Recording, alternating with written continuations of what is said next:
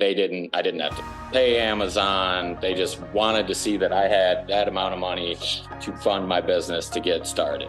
If you weren't running an Amazon delivery business, what would you be doing instead?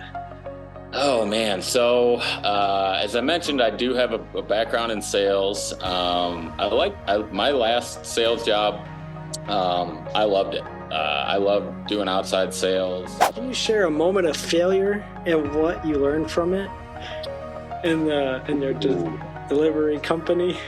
I've had so many moments of failure in the last 3 years that I didn't even think would be possible.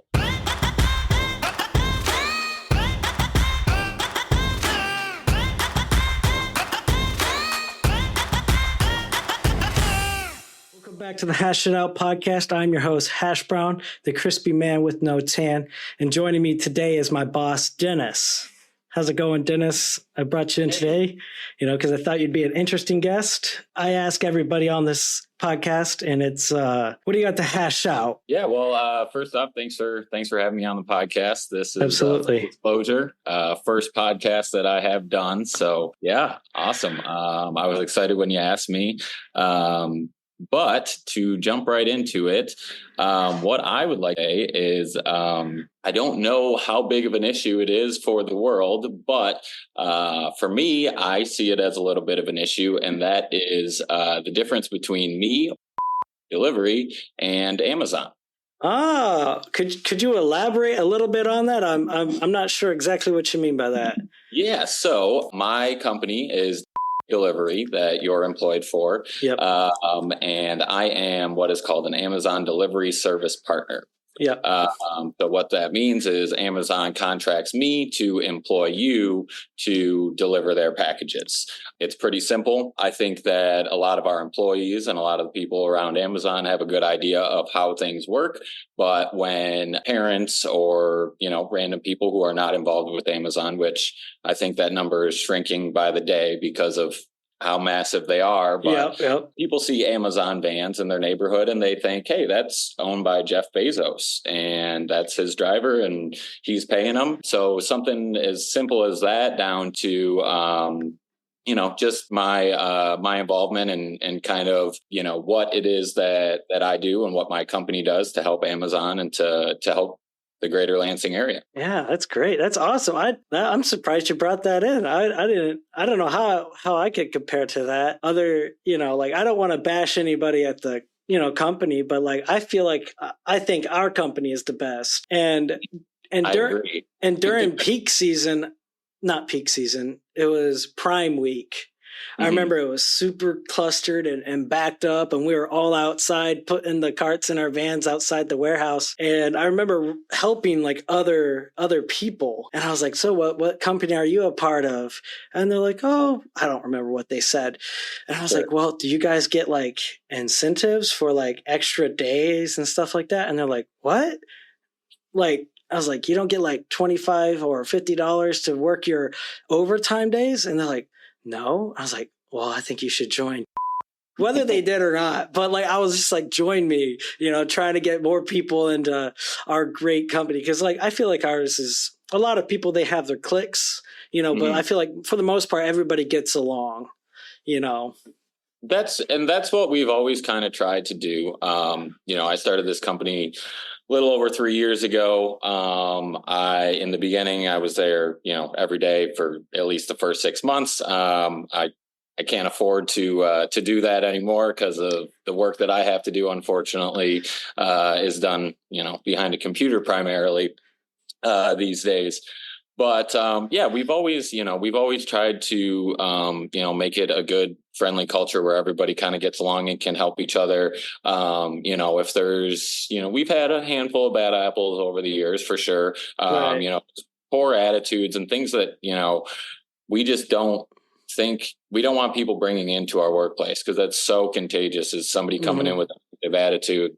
And we don't like that for our culture. So we try to promote, friendly culture where people, hopefully when you started, you felt like you could go to people and, kind of get some help and things like that. But for as far as something that we're hashing out, so $25 bonuses for extra days. In the past, Amazon has offered that during peak season, when Amazon looks at the numbers and they say, hey, the station is not going to meet what we need them to do. They jump in and will pay me to pay you guys for an extra fifth day or a sixth day. Yeah. This year they didn't do that at all. Wow. So we still struggled for some help. I'm sure you saw me deliver in a few days over the last month. Yep. So we needed extra help. And I was like, hey, this kind of worked in the past when Amazon funded it, so we're going to give it a shot. I think Amazon probably offered a little bit more than we did when I look back, but I think it did help. And we got some extra people for the fifth and sixth day. And when you think about it, an extra $25 for a fifth day and sixth day, we offered that for 4 weeks. So, you could get an extra $400. Not too bad. Yeah, it was very helpful. Sorry, actually $200. I'm sorry. 400 sounds nice too. But, just a little something to, I think during the holidays, especially, anything helps. But, so there's 9 companies, like, in addition to us at the Amazon station here in Lansing, Michigan, and everybody operates a little bit differently. We're heavily regulated by Amazon for a lot of things, but we also have a lot of freedom and a lot of autonomy for a lot of things. So that's just what I kind of wanted to clear up today is the difference between me and Amazon and how the partnership works. Yeah, that's good. I'm glad you brought that in. I don't remember what I was going to hash out, honestly. I'm sure I got it in my notes somewhere. I'm not going to look at it right now, but sure. Something I could think off the top of my head is, I know I'm losing it. I was just thinking about it. You know what? So, forget it. I was going to say, what gave me this idea? Yeah. I've been, you reached out to me last week. I've been trying to think about it. My initial thought was Amazon, just because we both work there. But I didn't really have, something to hash out. I didn't have a good way to go about it, to incorporate it for the topic and what we were looking for. And then yesterday, someone reached out to me about holiday pay. So something else that, that our company offers is that if you've been employed with us for a year or longer, on the 4 days out of the year that the Amazon station is closed, New Year's Day, 4th of July, Thanksgiving, and Christmas Day, we will pay you. It's out of your control. You can't work for that day. Maybe if you're working 4 days, normally we only gave you 3 days that week because, we just had plenty of people. So if you're there for a year longer, or with us for a year longer, we pay you for 8 hours on those 4 days. If you're with us for 2 years or longer, we up that to 10 hours for those days. So it's like you're not missing the beat for those days. There's a few minor stipulations. You got to average 25 hours for the week. Somebody works 2 times a month. We try to make it fair, for both people on both ends. But this employee reached out to me and they were like, hey, they didn't give me my holiday pay. Right. And the employee was kind of upset, and they kind of went on a little bit, and I listened to him. But in my head, I'm thinking who in your mind do you think is they that didn't give you the holiday pay? Because I'm they. Yeah. I don't know if they know that this person has been with us for a while, so they should. And maybe they were just flustered, and it was the way they were speaking. They didn't mean it at all. But that kind of got me thinking of okay, if this person's worked for me long enough to get holiday pay, so at least a year, and they maybe don't know that the holiday pay is just coming from the DEK bank account. It's not coming from Amazon in any way. That what else don't my employees and people in general know about the Amazon delivery service business? So I'm curious now. I got a couple of questions written out here on the side. And, since we're already talking about Amazon, I wanted to ask you, could you describe a typical life in managing an Amazon delivery company? I will say that it's never the same. It's a good thing. I guess I'll give you a quick background on me. Yeah. Before I did this, I am a Western Michigan University graduate with a bachelor's in business and marketing with an emphasis on sales. So when I graduated from Western in 2014, I moved to Chicago. Wow. I work for a third-party logistics broker. So I was on the phone for 50 hours a week, pairing up truck drivers with stuff to put in their trucks. Wow. Yeah, did that for a couple years. It was a real grind. Worked for a startup for a few months in downtown Chicago, like what you see on the movies. I played ping pong. It was a startup. Wow, that's incredible. I feel bad I didn't ask that question first, but I'm glad you elaborated on where you came from. So yeah. So how was living in Chicago then? Sorry to derail. Yeah, no, Chicago was cool. I did a summer internship there for about 2 months, and then I moved back for about 4.5 years. Love the city. Have you ever lived in a major city? Lansing is my only major city I've ever lived in. And it's not crazy. Yeah. I've been to Chicago and New York. Okay. So I know what crazy city traffic looks like. Right. It's I've never been to New York, but yeah, Chicago 4.5 years. I think I saw it all. I did what I wanted to. I don't want to move back, but I will always visit. Right. Yeah. That's how it was for me. The only reason I went to Chicago was because that's where my biological mom was. She was unfortunately in hospice.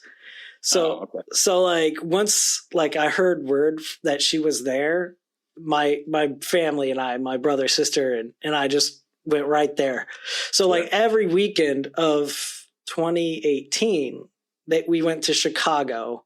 And so I got real familiar with the city for the most part and had a lot of fun going there. So, yeah. Great time. Better in the summer. Food's phenomenal. Yep. I worked for a startup that was just real brief. It was a phone sales job. Mm-hmm. Didn't really like it. That was kind of in between jobs, so I was looking for something else. Right. And then my last job before I started this company was Extra Lease, semi-trailer leasing company nationwide. So I started off in Chicago as an assistant branch manager, got promoted to Little Rock, Arkansas, where I was a branch manager. And it was primarily an outside sales job, but I had a couple people under me. I had an operations manager, operations assistant, and 2 mechanics. So I've always kind of been in the transportation industry, sales, people oriented. Even before my professional career, I worked at golf courses. I was a server, bartender. Wow. Yeah. So you're an everyday man. Yeah. You name it. I've been working since, 14. Before that, I was, cutting my grandpa's grass or something. Right. Constantly working. That's good to hear. Yeah. So, pandemic hit in 2020. My outside sales job turned into these types of calls, which I doing all day long wasn't for me. So in Arkansas, started looking for something in Michigan, applied to I don't know how many jobs.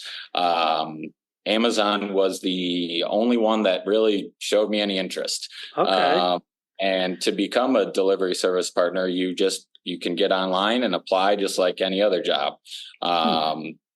Relatively extensive application, but nothing out of the ordinary. I was selected and went through, I think, 3 rounds they were Zoom interviews because it was COVID. Right. But did well in my interviews well enough, I guess. And they saw what they needed to. And I was lucky enough to get accepted in the fall of 2020. Operations launched. First day delivering was October 20. I knew this. It's 27th or 28th. I'm getting foggy. Of 2020. One of those 2 days. But we started with 5 trucks, 5 routes. Didn't have a clue what we were doing, but we learned. So I remember in one of the meetings we had, somebody mentioned what you just talked about, like you could start up your own delivery. And Mhm. I remember a couple of coworkers were like, they're tapping their chins. They're like, how much would that cost to start up? And I think the guy said it in the meeting. I don't remember his name, but I don't know if this is accurate. Maybe I heard wrong. He said it was like 30,000 to start up a delivery company, or did I hear that wrong? So I think what the advertisement on the Amazon website, because you can get all this information online. Mm-hmm. There are certain things that I can't disclose that I won't legally, but I think they say you can start for as little as $10,000. I believe that's for like military personnel, if I'm not mistaken. I just had to show that I had $30,000 in the bank. Okay. I didn't have to pay Amazon. They just wanted to see that I had that amount of money to fund my business to get started. Okay. Ultimately, I used some of that money to fund, but I opened my LLC. I got approved for a credit card. Amazon starts the way they pay you with invoices. They pay you a few different ways. Mm-hmm. They started paying me pretty quickly to where the startup cost was pretty small. But then what I was going to say as well is that I was also there 7 days a week. Oh, wow. So It's a real yeah, boss man right there. yeah, it was a lot. And I won't take full credit for me. My wife at the time, Natalie, was helping me, but she is we've split up, so she's no longer involved. But yeah, the beginning, it was 7 days a week. Wow. I'm there in the morning. If there's a flat, I'm changing the tire. If there's a light bulb out, I'm changing the light bulb. So The vans Rob, were brand new, so yeah, it was a little easier. yeah. So Rob wasn't there yet. Nope. Rob came in after we had a couple fleet guys before him that were like they were nowhere near as close to the caliber of Rob, but Oh, they helped wow. out with Yeah.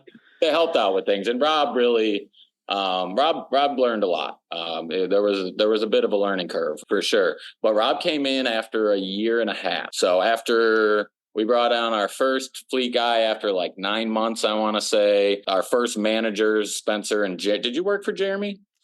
Very little bit. Like I think I Okay. was there towards the end, and I remember confusing him with somebody else because I was so new. I thought everybody just looked the same, and like I think he like these guys had like the same mustache and hair. So I just walked up Probably. to this guy. I was like, "Hey, Jeremy, can you help me out with this app?" And he's like, "I'm not Jeremy," and I was like, oh, where's Jeremy then?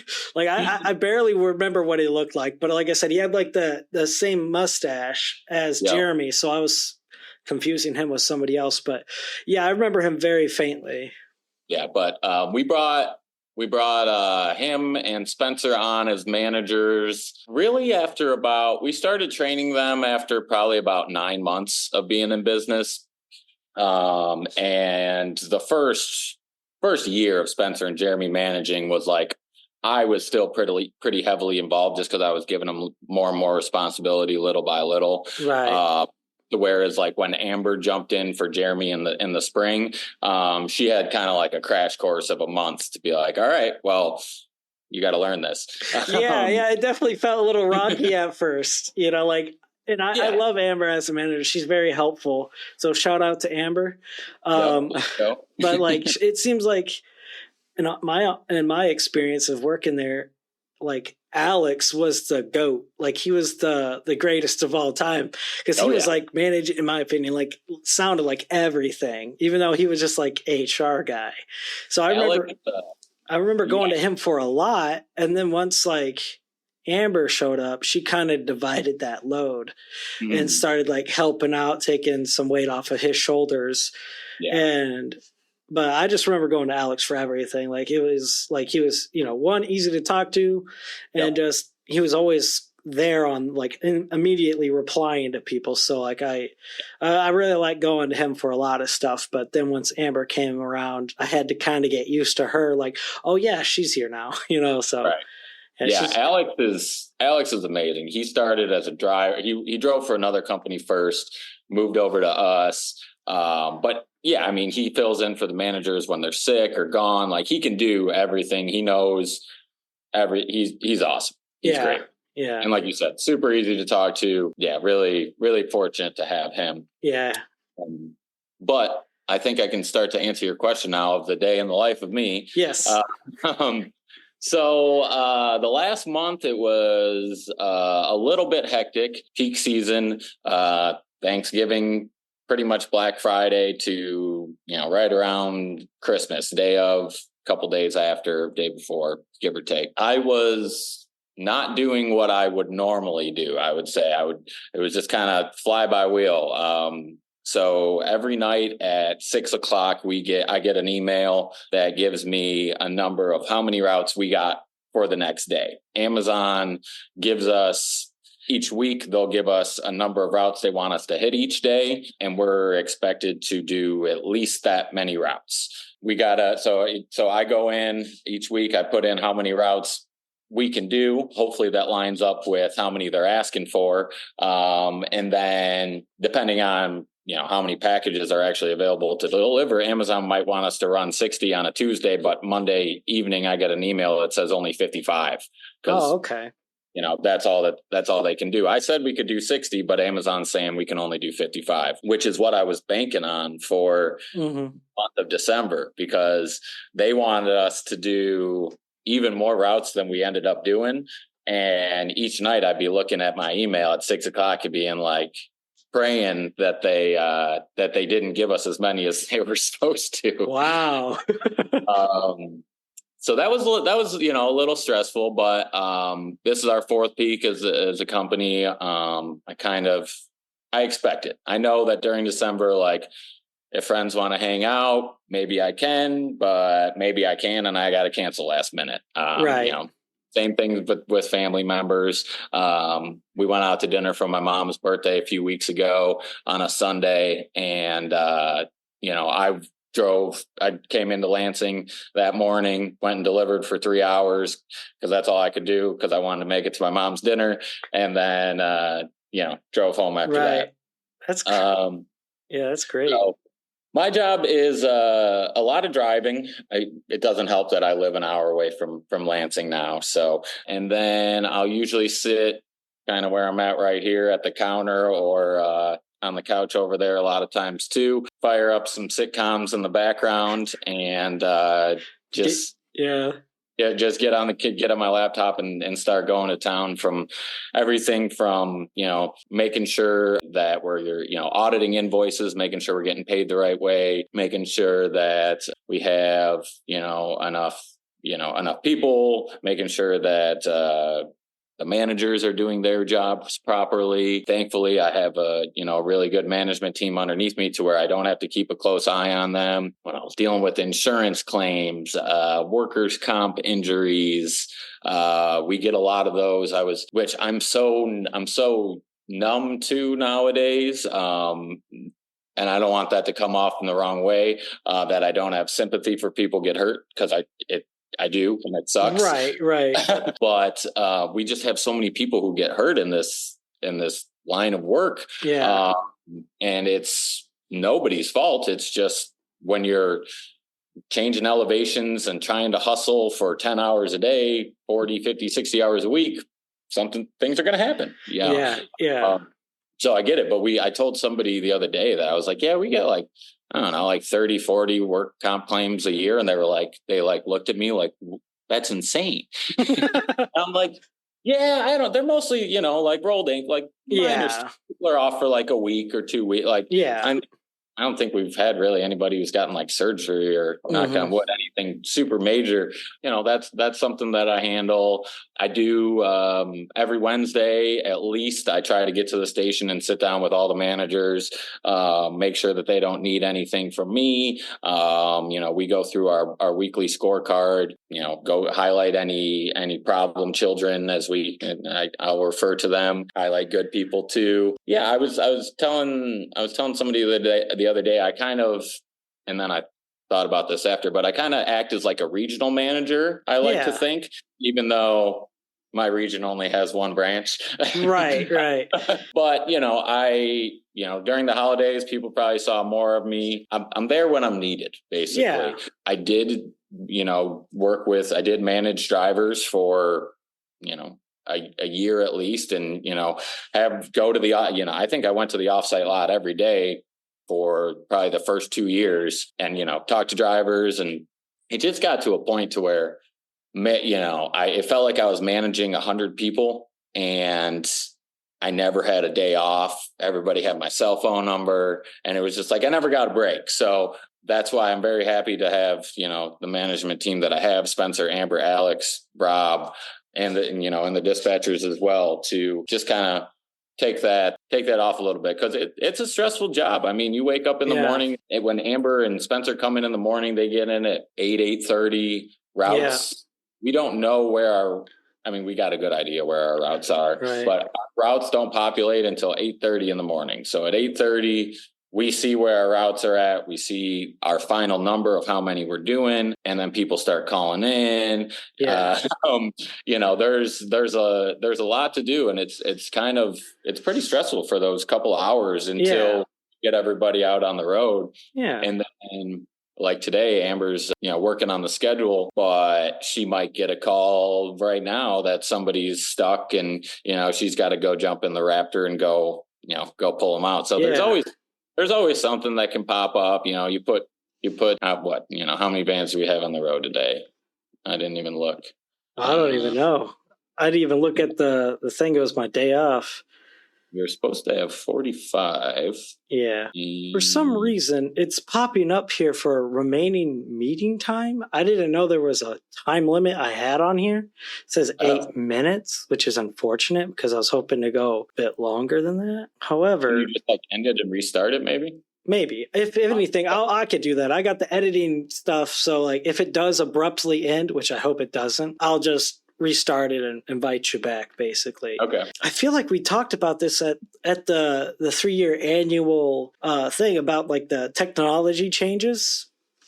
I'm sure some people know about it or not, but I remember you telling me something about the electric cars or all-wheel drive Amazon Prime vans, especially for us out in Michigan with all the off-road stuff and messy driveways during spring and the beginning of winter where it's all mucky. And I don't know, I guess some people didn't hear that. So I was wondering if you could shed some light on maybe possible chances of that, or if not, you could break the news to the people. Because I plan on sharing this podcast with our coworkers because I know one of them, and he likes it when I talk about him. It's Bailey. I mentioned him in my previous podcast. Okay. And he just constantly, he wants me to always mention him. He's like, give me a shout out. So giving Bailey a shout out so he can finally hear his name on the podcast. Yeah. So anyway, with the technology stuff, is there going to be any improvements for the or Amazon as a whole that you may know of? So just a little, before I answer that question, I'm going to give a quick background of the program, and I think that'll kind of segue into my answer. Okay. As I mentioned, I'm an Amazon delivery service partner. They call us DSPs for short. Mm-hmm. And I'm part of the DSP 2.0 program. So basically the second round. Okay. They launched this program in the summer of 2018. They put out advertisements on the internet looking for people to apply to do exactly what I do. Prior to 2018, they worked with companies who already did final mile delivery. Joe's trucking down the street, delivered packages around town, and Amazon found them and they're like, hey, do you want to deliver Amazon packages? And Joe's trucking was like, yeah, sure, we can do that. And between 2015 and 2018, small businesses like that helped Amazon build all their software, all their routing software, everything like that. That's helpful. Prior to 2015, Amazon didn't deliver any packages on their own. They relied on Postal Service, FedEx, UPS. Right. Christmas of 2014, they got screwed over big time by, if I'm not mistaken, all three of those companies. man. I feel like I may have heard about that. Wait, you said 2014? That was the Christmas of 2014. Maybe not. I was still in high school, so never mind. I mean, I might have paid attention, but anyway. So yeah, they were like, well, this is crazy. Like, we can't rely on, these people who deliver everybody else's packages to deliver ours when Amazon is the most important, right? Right. They're becoming the top. Yeah, so they started the DSP 1.0 program in 2015, working with existing trucking companies. Then in 2018, they started 2.0, which was hiring people who, like, I do have a transportation background, but my brother does this as well. He has his own company on the east side of the state of Metro Detroit. He actually started a year prior to me, and he has no transportation experience. He runs a great company. He has sales experience and, people and management experience and stuff like that. But so, yeah, it doesn't, you don't have to fit a certain mold necessarily to become a DSP. Okay. I was just about to ask that, but that's good. I like to think that I did have a good background from it, coming from transportation and management and things like that. But, there's people in the program who came from HR, military backgrounds, all sorts of things. And there's tons of successful companies. Yeah. So there's not a specific, recipe or, background that they're looking for. But when we started in 2020, people complained about routing constantly. I think people still complain about routing constantly. I know I do, especially when it sends me 20 minutes away. It's like in between stops, but there's nothing worse. You can't do anything. You got to drive nice and slow, and it's awful. But believe it or not, Amazon is constantly improving their routing. They're constantly trying to improve this program, and part of the reason is just because it's so new. They hit their 5-year mark with the DSP 2.0s this summer. That's in terms of companies, that's infancy, that's baby. So they're always learning. Electric vans, they do have a contract with Rivian. Some stations already have these electric vans. I know in one of the stations in Grand Rapids, they have them. I haven't gotten any word that we're getting them here in Lansing. The electric vans and the upgrades and stuff like that. Yeah, just the Rivian vans. I don't know. I haven't heard about that. I was at a conference in September, and they had tons of different vendors and showing stuff that they were working on. I got to go crawl around in a Rivian van. Really cool. They had at the conference, they had a Ram electric van. So Ram is supposed to be introducing pretty much the exact Prime van, but with an electric drivetrain. My understanding, some small differences, and I'm sure the interior will be like a huge upgrade with tech and stuff like that. But those are supposed to come out. They said that we're supposed to get tablets like mounted on the dash in all of our existing Prime vehicles. I wonder how that's going to look. I don't know. Because we get dinged for distracted driving all the time when we look at our phones, So like when our eyes are diverted away from the road and the navigation's right there. I wonder how that's going to work. But I think so. In the Rivian van, it's pretty cool. They have your navigation is on a big screen directly in front of you, and then they have another screen where like a normal radio or something would be, and you have navigation on both of those. And my guess is that they're going to try to make it kind of similar to that, to where like it doesn't cause you to be distracted. All right. Welcome back, Dennis. I knew what was going to happen. I just didn't think it was going to shut off right away. Yeah, that was abrupt. Yeah, that was very weird. But I think with the idea of adding the tablets is to where we won't have to rely on the phones. You won't have to deal with the phones falling out of phone holders. And hopefully it'll just be like a quick glance at a big screen that won't cause a distraction, both, like a real distraction, and then also both not cause, a distraction to get you like dinged for your safety score as well. I think that's kind of what we're looking to go with that. And then they did mention that they're trying to figure out a solution for, inclement or snowy weather, basically. They have a team that I guess is piloting all-wheel drive vans. I think they said they were launching 300 into the network for this winter to test out and snowy areas. Yeah. We didn't make the cut. I mean, I haven't heard that we're not getting them, but it's January and we haven't gotten them. I mean, there's actually not snow on the ground, so that's nice. But I mean, we could use them with all the mud right now. Yeah, for sure. For sure. There's been some muddy driveways that I've barely made it out, but kept the gas going. Like, oh yeah. Oh man, there was a story I was telling on the 10th episode of my podcast about an experience I had with a horrible driveway. And to turn out, it wasn't even a driveway. It was just the GPS telling me to go down this road. And I just looked at it and I was like, well, it could be worse. And it just kept getting worse and worse. The further I went down this road, I get to a point where I see this random guy in like camo out in the middle of this trail. And I stop and I'm like, hey, do you think I could get through that? And it was just a river had broke onto the road. And he's like, yeah, 4-wheel drive.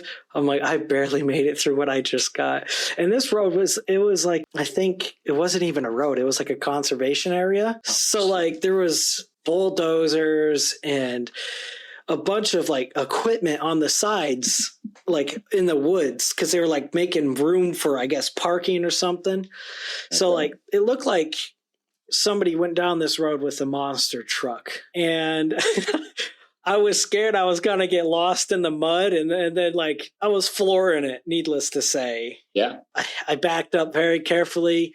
This guy kind of guided me, this random forest guy guided me out of there. I never went back down that road. And I think a couple of months later, Alex texts me and he's like, hey, by the way, this road has been an issue. Don't go down. And I was like, I'm very experienced with that road. But would all-wheel have helped? Maybe, maybe not. Maybe. I mean, you're still in a big, heavy van. Like, yeah, they can only do so much. But we have had, I don't think we don't have any right now, but Hertz used to have 4-wheel drive rental vans that we had a handful of in previous winters, and those worked. They worked a heck of a lot better because the Fords are rear wheel drive. So those in the winter, the snow can be.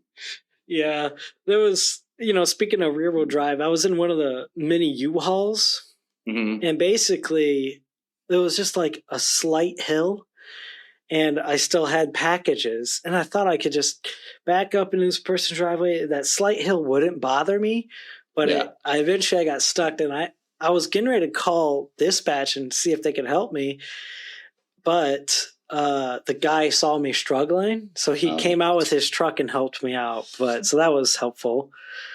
I got a question here for you. It's something I forgot about my questions because I was just so involved in listening to the story you tell me.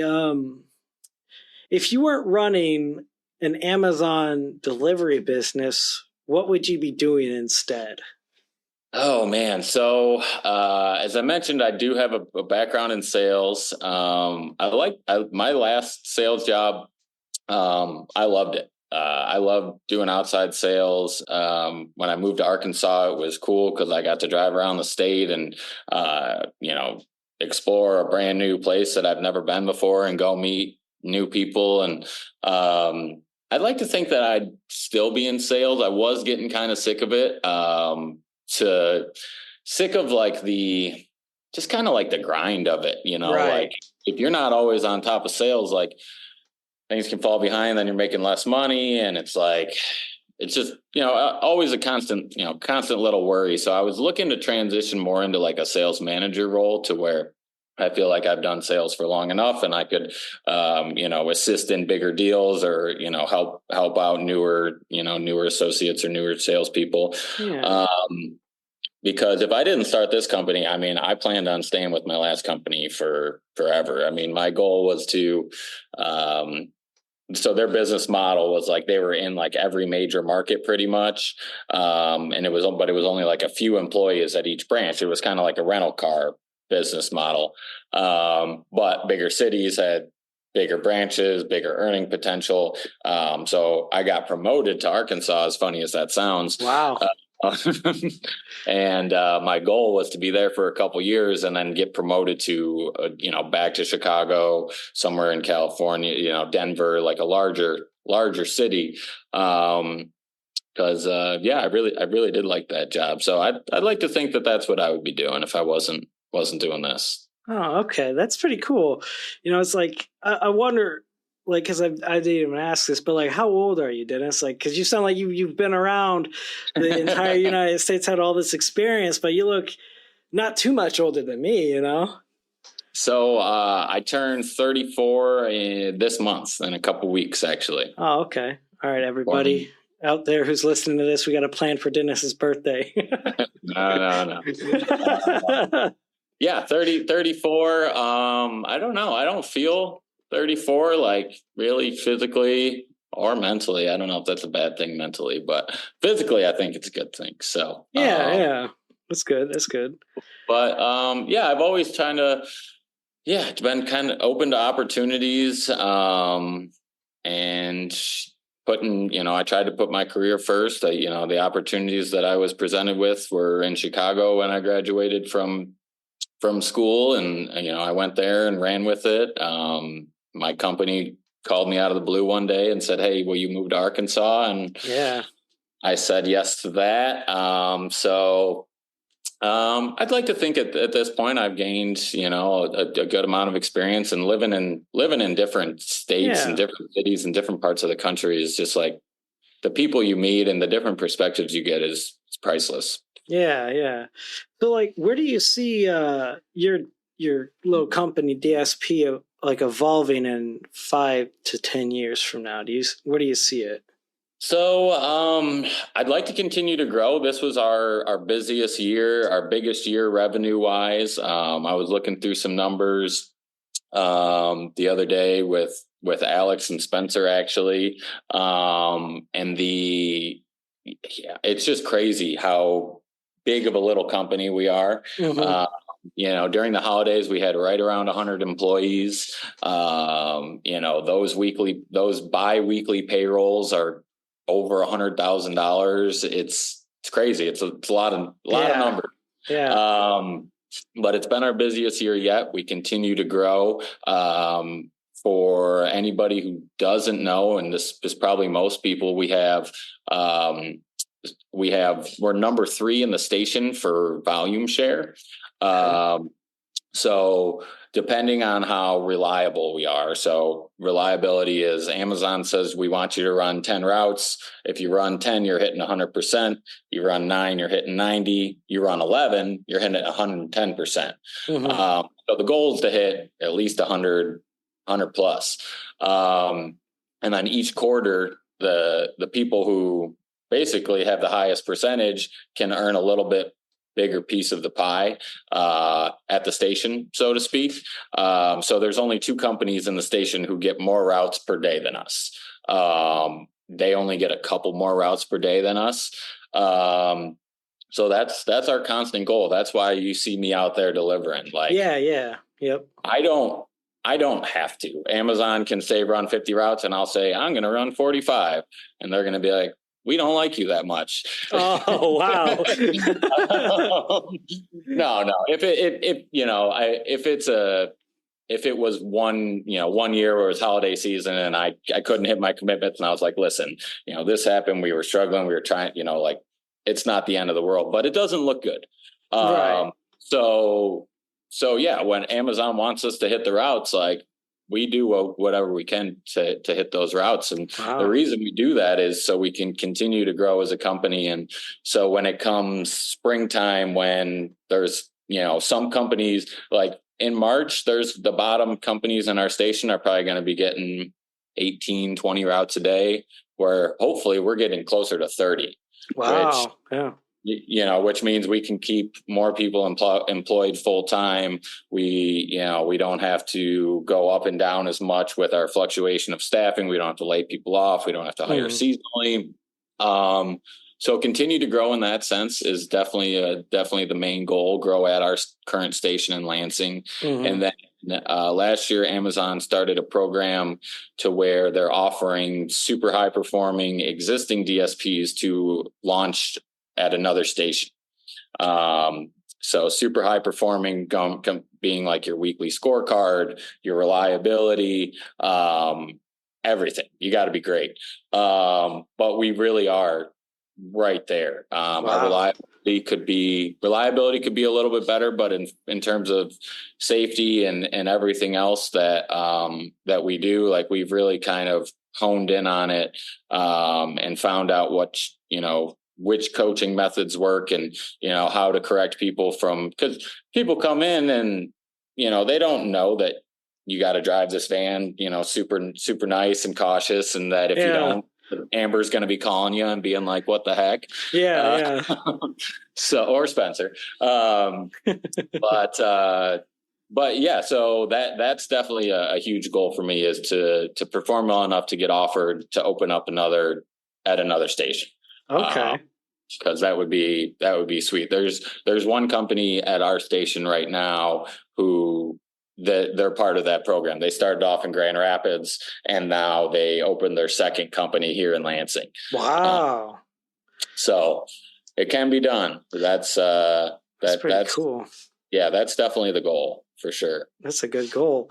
So I got another question for you. Can you share a moment of failure and what you learned from it in your delivery company? I've had so many moments of failure in the last 3 years that I didn't even think would be possible. I can't go into all the details on this one, but this one I still think about. Right. Happened over 6 months ago. I'm trying to figure out how to explain this without. Yeah, this is kind of an abrupt thing. Like, it was just in my notes, and I just it's an issue. It's okay. So I had an HR issue, mm-hmm. and it was something that I created. It was an issue that I created, mm-hmm. and I created it because I explained something to somebody when I shouldn't have, I guess. Okay. I'm sorry this is so vague. But... No, it's okay. I want to pry, but at the same time, you said you can only share so much, so it's okay. So, yeah. So, HR issue, I caused it, and it was because I thought I was trying to be nice and explain to this person why I was doing something, mm-hmm. why I was making the decision with them that I was. And in doing so, what I explained to them ended up being illegal. Oh, wow. It wasn't offensive or anything like that. Mm-hmm. It was just a certain scenario, and the way that I explained to this person, how we were going to handle the scenario, the wording I chose was like, if you know anything about HR, it's like, you don't do that. And This employee was nice enough to bring it to my attention and be like, Dennis, like, just so you know, like, I respect your decision and there's no issue with that. But what you told me, like, I could sue you for that. Whoa. Like, okay, well, I really appreciate, you bringing this to my attention, because it's a mistake that I'm never going to make again. But yeah, it's just like, here I am over 2.5 years into my company, making decisions for some positions, and I writing out explanations. And I think I'm like, oh, this person's been here a while. I'll give them, my real true answer as to why we didn't do this, and I shouldn't have done that. Okay, that's crazy. That's I was not expecting an answer like that. That's definitely a challenge, or like something that slips your mind. Like, And full disclosure, the employee is still at our company. I don't think it has been an issue. Again, it wasn't like anything inappropriate or anything along those lines. It was just a business decision, and crazy though, Okay. That's a big failure. That was a big failure for me. Did that like weigh on your shoulders for a while, or? And Yeah, part of it, like, part of it being like the underlying thing of like, this employee probably can go back at any time and sue me if they want. But then more so like the underlying fact of like, how could I be so careless? Mhm. Something so like if I was like, I have, I pay for a legal service that Mhm. I can reach out to these people for these types of questions, to where like, if I knew I was going to be doing this, I should have just consulted. Like, how could I be so silly as to, Yeah, if they yeah, can sue me for my company over yeah, this? Why didn't I, why was I so yeah. careless? You know, That's but great. Well, so what would you say you learned from that, like that experience, and how you think you would handle it next time if something were to occur? just to that one thing, and this ties into this answer, is just like trying to take emotions out of business decisions Hmm. is difficult for me to do. Other people might think differently, but I kind of have a sometimes I have a hard time making the difficult business decisions when, like, this person's super super nice, they're great, they're super polite, but they're just like really bad at their job and we got to fire them, like those kind of, Okay. like kind of more like moral dilemmas, Yeah. uh, to where like I just need to be, like, if it's a scenario that I'm not that familiar with, reach out to the lawyers and be like, hey, or the legal service, and be like, hey, I'm getting ready to. This is a completely different example, but say I'm getting ready to fire 20 people, and it's just because I need to get rid of 20 people. Like, they didn't. This is just the lowest performing people. Like, how do I Hmm. do it? Because I'm sure that there's something that you just want to make sure you're covering yourself. Yeah, yeah. That makes sense. That makes sense. So yeah, man, that's crazy. I don't know. You mentioned this kind of like, because I don't know how my mind works sometimes, but I just like bounce off of random stuff. I kind of want to get like, I don't know, a little bit more personal, not like too personal, but like you mentioned having a brother, and I know what Yeah. it's like, what living with a brother, except my brother is really weird. And I could say that and he'll agree with me. But personal life, like how many siblings do you have? Like how many of you like grown up with, like in your life? I don't know what I'm Yeah. asking, but yeah. So I have, excuse me, an older sister and a younger brother. My sister is 6.5 years older than me. My brother is 3.5 years younger than me. So them two are 10 years apart. But to this day, like, we're all pretty close. We're probably closer now than when we were growing up, just because the age gap with my sister was, a Yeah. little greater. But my sister tormented me when I was little. I tormented my brother when we were little. Yeah. My brother and I, played with the neighborhood kids, and always played sports growing up. I played varsity baseball. I like to snowboard. I like to dirt bike. I like to mountain bike. Yeah. Um, All the fun stuff. all the fun stuff. Me and my siblings we try to jump on and play Mario Party or Mario Kart on the Switch. We try to do that from time to time, just like get on a FaceTime phone call and sit at home and play a game like that. 'Cause, we all have pretty similar interests. Video games, sports. My sister works for my brother and I, actually. She has a payroll and HR company. So she Wow. recently started doing our payroll a few months back. And then she does full HR and full payroll for my brother. Wow. Uh, That's pretty cool. yeah, so we're an Amazon family. My brother, Wow. my both of my parents are involved in my brother's company in one way or another. Uh, Wow. That's pretty cool. it makes it easy to relate, and when we gotta bitch about something, Yeah. makes it easy for that too. When we when somebody's late on the holidays or for a birthday dinner or something because of work, like we all get it, so makes things easier. So like outside of work, do you like have any hobbies that you like to do? You like to relax on your days off, or if you even get a day off? Yeah. I get days off. Well, full days off are less common, but I get time off. Okay. I like to golf in the summer. I started golfing when I was a teenager and kind of took a break from it, but I got back into it within the last few years. So golf quite a bit this summer. I play excuse me, I was on a softball league this summer and fall. I like playing any pickup sport, any team sport really. Okay.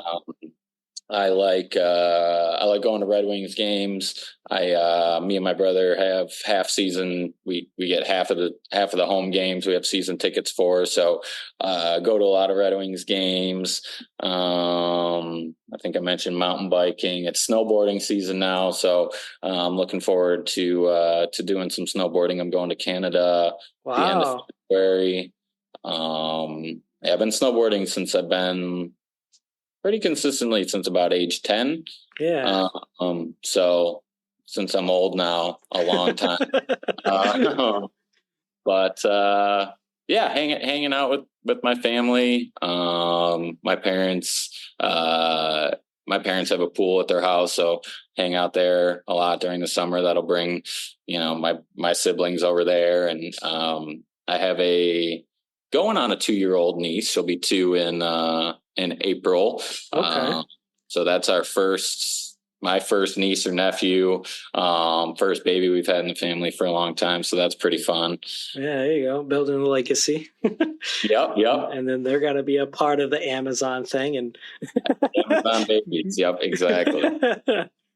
That's cool. That's good. Man, I don't want to end it, but I kind of I cap it at an hour just so It's not so crazy editing on me. Sure. But at the same time, I feel like we're having a great conversation. We could keep going. So do you have more time on your hand to keep going, or do you have things going on? I've got a little bit more time. Yeah. Okay. So let's see here. So what do you hope to leave in your company and personal endeavors? What legacy do you hope to leave? Yeah, that's what I'm trying to ask. Ooh, getting to the tough questions now. The in-depth questions. Yeah. Yeah. I want my company to be DEK Delivery to be around as long as possible. For the selfish reason for my own employment, but also because of how cool it is to employ.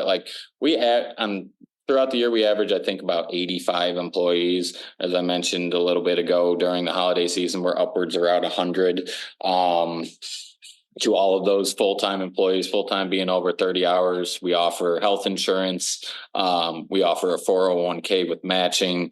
Those are the two big ones. And then an hourly job that starts at $18 an hour, which I think is pretty good. So that's the coolest part about it for me, is to be able to have that many people that I can provide that many things to, which I also, when it comes to back to business decisions, I have to remind myself of safety issues. One major safety issue on the road could cost me the company, and how I handle those decisions not only affects me, but affects 100 other people, and then however many other people are in their families that it could affect as well. So the legacy with my company that I want to leave is just a stand-up company that is a good place to work, that treats people fairly, and if you work hard at it, because it's not an easy job, that. Yep. It's not. It can be physically and mentally demanding, for sure. Yep. But I think it can be rewarding if you have the right attitude, and if it's not for everybody, for sure. Yeah. That's cool. That's good. So like, do you read any books like that inspire you to like keep going, or like business books that you like to read, or like I wish I had a better answer, but not many. not No. many? It's crazy. Since I've started this business, I've been so busy that I haven't read any books. Right. Prior to that, I was never like the biggest reader growing up, but I've read books over the year. I've read like the Hunger Games series. Right. I did when I was in Arkansas. I got real into like the political history because it's super scandalous. Yeah. So I read a lot of books about that, like the Clinton administration and things like that. But I haven't really read many like books that are, like inspiring or like good for business. The first year I started this company, I did buy a book. It was based on the Toyota process. So like Toyota manufacturing Toyota vehicles are like world class. They were with safety and quality, like they're just top of the line. Their cars have the fewest defects, and it's because of their Toyota process and how they do things. And I thought that would be a good book to read, but I started reading it and it was just so dry. And Yeah. I was like worn out from work, and I was like, I can't do this. Yeah. So that's, I guess, the long answer of no. Right. Yeah. That's okay. That's okay. I was just trying to ask because I got a little collection of books over there, and the only one that I actually read all the way through with an audiobook was Rich Dad Poor Dad by Robert Kiyosaki. And like it's kind of like for entrepreneurs, for people that don't want to work the typical 9 to 5 because they have ambitions and such. So I read that like 4 or 5 years ago because that's when my buddy and I were trying to do our get out of work kind of deal. Yeah, love it. And because at the time, 4 or 5 years ago, I was working in a miserable assembly line factory. So it was like constant repetition, physical, mental, and maybe a little bit emotional. But so like he just started jumping into this Rich Dad Poor Dad thing, and it talks about like the differences between what the rich do and what the poor people do, and it's there's that like sensitive area where like most people wouldn't even like reading the book because it talks about money in certain ways and like how to keep it in your pocket instead of losing it, liabilities and assets and stuff like that. So like I'm no professional, but it's something that definitely got my attention. And then from there, I got like a list of books that I want to buy but haven't yet. So it was just something that I like to keep in mind. Like, oh yeah, I gotta read, and I don't, and I don't work nearly as hard as you do because you're the boss man. You got like all this stuff going on behind the scenes. And so I make my excuses on my days off on why I don't do, working out, reading, stuff like that, stuff to keep my mind, physically and mentally strong. So, yeah. So yeah, just business stuff.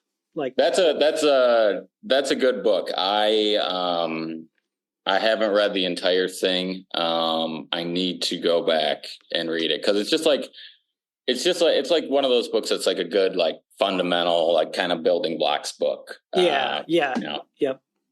And it is crazy. Just like the mental, like there's certain things that I have to, like, I didn't grow up with a ton of money. I don't consider how we grew up poor. But also like my parents, they had their moments where they struggled a little bit, I guess. Right. So there's certain things now, and not to say that it's the complete opposite now, and I don't have those issues now and that I'm rich now, but I struggle with, kind of that mindset of like it's not it's not necessarily like the poor person's mentality. I think it's more of like the working class mentality. Yeah. But yeah, it's difficult to change your mind to think that way, to be like, no, I'm not going to pay off my house because the interest rate's low and I'm going to take my money and I'm going to invest it elsewhere. Like that doesn't make sense to a lot of people. Yeah. It can make sense, you know? Yeah. Do you do any like real estate besides Amazon? Are you into real estate at all? Currently I'm not. I was working on a project over the last couple of years with my brother and a friend where we did developed a plot of land that we sold to some home builder or a home building company that came to a close in the fall of this year. And I do want to, my goal would be I'd like to get a few properties to like rent out, like rental properties, like Airbnb properties. Yeah. Ideally in places that I would like to visit, like maybe the mountains or, you know, a warmer climate for the winter months. But I would like to get into that a little bit. I just haven't yet. I would like to get into real estate. It's just, I wish I would have bought a house, just like a house for myself sooner. Like I rented up until years ago. And I feel like anybody who was fortunate enough to be able to buy in like 2010, 11, 12, 13, even a few years, you know, ago, like just made so much money on their house. With how much they've gone up, that I feel like I missed the boat on that. Yeah, that's definitely something that I was interested in. And I bring that up because my car was in the shop one day, you know, I was getting whatever fixed with the coolant, whatever it was. I think it was the coolant. And I got this Lyft driver to pick me up. And he had a really nice car. So I started asking him questions. I was like, hey, what'd you do before you did Lyft?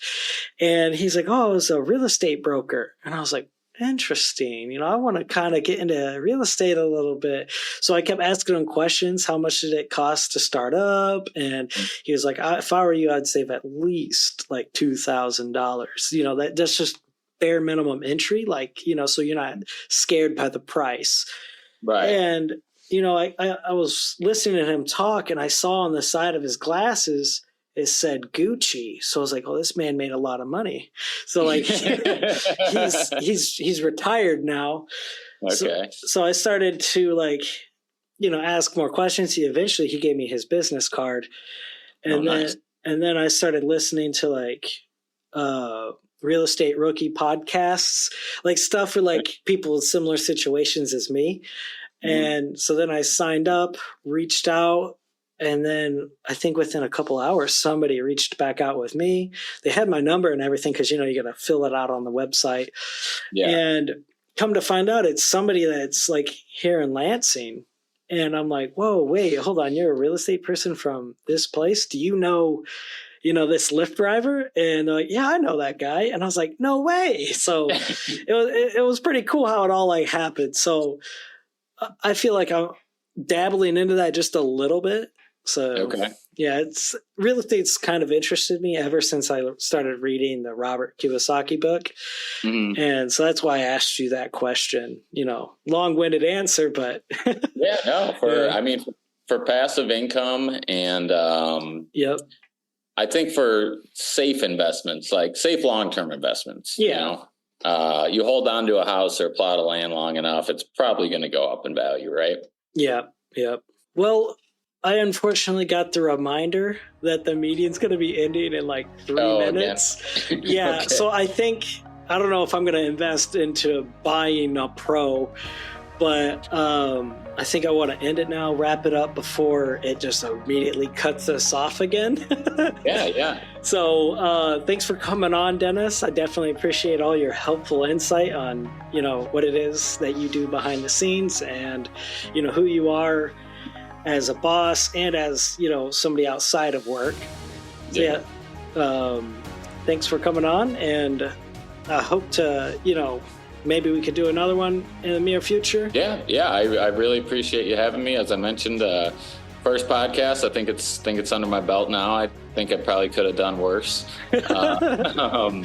But yeah, I mean, really, my goal today was to just, and I hope you share this with the team and, your family members, because like I said, a lot of people see Amazon vans in their neighborhood and they think they see dollar signs and Jeff Bezos and they're like, oh, that's just a giant company. And, the truth is it's not. It's a very large, small company, or a lot of small, large companies. So hopefully, gave a little more insight and, can give a little clearer picture on what it is that I do and how the program operates. Yes, good deal. Good deal. Thanks for joining me today, Dennis. I appreciate it. Absolutely. Well, I'll see you at work, bud. All right. See ya.